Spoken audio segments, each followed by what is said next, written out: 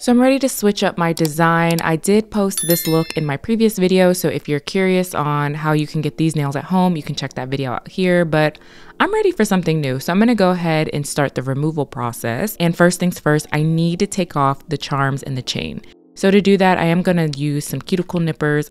I did switch things up, and in my last video I did try a new method with adhering charms, and I did encapsulate them a little bit with some builder gel, so it was a little bit difficult to get off. So I switched over to my sharper cuticle nippers to remove them. If you encapsulate any of your charms, chains, etc., it is going to take a little bit longer to get them off, but I do highly recommend that you do this step first because it just makes the drilling, the soaking, and everything else so much easier. So now that I have the charms and the chains off, I am going to cut down the length of the extension. This is made especially for cutting extensions. It does have a little dial and it's in my way. So I'm going to go ahead and take that off and then begin by trimming the length of the nail. When doing this step, you want to make sure that you are not cutting your natural nail. So I line up the blade to where my natural nail stops and then cut at that point. It is very easy to cut your natural nails with this because, like I mentioned earlier, it is made to cut through extensions. So cutting your natural nail is not an issue for this thing, so you want to be very careful. So next I need to remove the top layer of polish from the extension. So to do that, I am going to be using an e-file in this 5-in-1 bit by Pana and removing the top layer of polish from the extension. If you do not have an e-file, you can actually do this particular step with a hand file. It's just going to take you a bit more time to get that top layer of polish off, but that is an alternative to using a drill. So I paid about $20 for this drill, and I think it is definitely worth the $20 investment because it helps speed up the removal process for me. I purchased this on Amazon, but if you want to wait a little bit, get this during Black Friday because the price of this always drops every single sale that Amazon runs. So also game changer for me was when I purchased the Pana 5-in-1 bit as well. This does not come with the drill. You have to purchase it separately, but it's another thing that I feel like is worth the investment. You can remove extensions with this, seal the cuticles, do whatever you need to do. It's the best. So here is what the nails are looking like now, but there is something that I feel like I didn't mention in my previous video, so I want to share that here. To make the soak off process a little bit easier, you also want to remove a bulk of the extension. So as we zoom in a little bit, you can see that my natural nail stops about here and the extension stops here. So we want to drill down so that we can get closer to the natural nail without touching it. So I am going to lower the speed of my drill to make sure I'm being extra careful not to touch my natural nails and continue on with the e-file. So there are a few different methods to soak your nails off at home. The first one is to take some aluminum foil, a cotton ball, and some acetone, and then wrap it around your finger and then soak it off. I did show this method in a previous video, so if these are the supplies you currently have at home, I recommend that you check this video out here instead because it is going to better suit you. But since I already have a video on this method, I want to do something different and show you how I use a soak-off bowl to get these extensions off. So these bowls are pretty accessible. You can find them on Amazon, Shein, Temu. They're literally maybe $5 for a pack of 2. And they are washable, reusable, and you can keep these in your house and store them away quite easily. Before I begin the soak off process, I am going to take some Vaseline and rub it around my cuticles. This is just basic petroleum jelly. The reason why I'm doing this is because the skin around my nails starts to get dry when I'm soaking in the acetone. So the petroleum jelly acts as a barrier between my skin and the acetone, keeping the skin protected and a bit more moisturized. So the soak-off bowls have two components. The top part is where you place your acetone and the bottom half is where you place your water. The water has to be warm for this to work.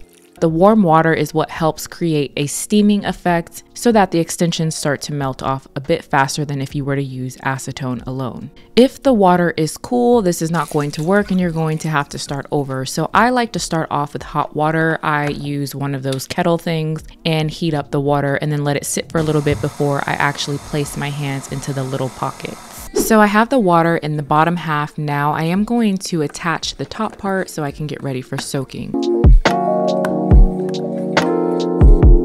You also want to make sure you place enough acetone into the container to fully cover your nails. I have done this before where I've only placed a little bit of acetone and it only took off the very tops of the extension, and it was a disaster to start all over again. So please don't make that mistake. Make sure you have enough acetone in the container. So I like to soak off for 20 minutes. Some people like to do 10 minutes, 15 minutes, but 20 minutes for me gets the extension to a point where it just falls off very easily. I also change the time depending upon the tips that I'm using. Some tips really do soak off a lot easier than others, and 20 minutes seems to be my max soak off time, so I'm just going to use that today. If you are doing this on yourself, I recommend soaking off one hand at a time. I know that may not sound ideal if you're trying to be time efficient, but if you try to get these off at the same time, the glue rehardens sometimes and it makes the process a lot harder. So just do your 20-minute soak off by hand, and then you can use the other hand to do whatever you want. You can go surf TikTok like I'm doing here. But anyways, so once the 20 minutes is up, I am going to remove my hands from the acetone and see how we're looking. What I'm looking for is the extensions to look very gummy-like, and they are kind of peeling off on their own. This is exactly what I want here. If you don't have this look with your extensions, soak off for about 5 more minutes and it should get to that point. To remove the extensions, I am going to be using this cuticle pusher tool that I got in a set with the cuticle nippers I used earlier in the video, and this is so convenient. You want to just slide the tool down that gummy part of the extension. You do not want to be touching your natural nails because you will scrape them and damage them. So what I like about this tool is I can really feel the difference between when I'm on the extension versus when I'm hitting my natural nail. The extension is going to feel like wet Elmer's glue, so you can really feel the difference. If you are no longer scraping the glue, you're on your natural nail.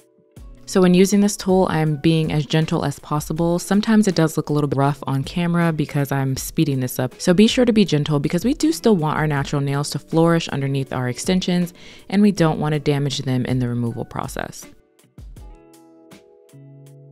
If the extension is not just gliding off of your fingers, that means it is not ready to be removed. You need to go back into the soak off bowl.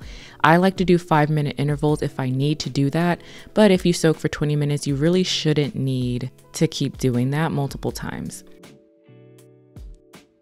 So if your soak off process is kind of rough, difficult, and is taking a long time, the first thing you want to do is make sure you are using 100% acetone.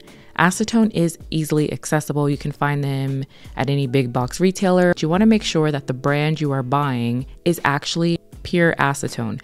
There are nail polish removers now on the market. If you don't pay attention to the bottle, they will be like 50% acetone and then some other mixture. I have done that before when I was in a rush. I went to the dollar store, grabbed some acetone there, thinking that it was pure acetone. It was not.